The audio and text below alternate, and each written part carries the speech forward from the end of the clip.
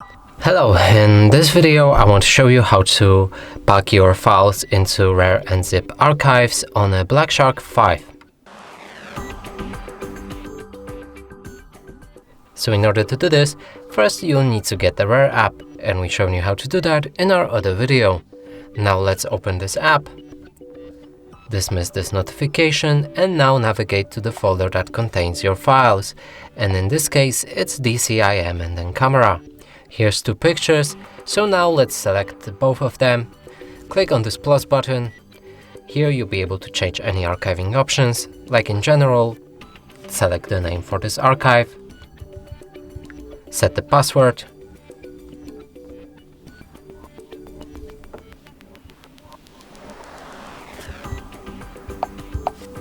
click OK. Also you can change extension right here. And that's basic settings for archiving.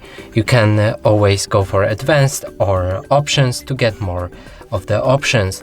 In the comment you can also leave any comment about this archive, and when everything is set, click on OK.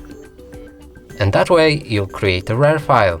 And that's it for this video. Hope you like it. Please consider subscribing to our channel, leave a like and a comment below.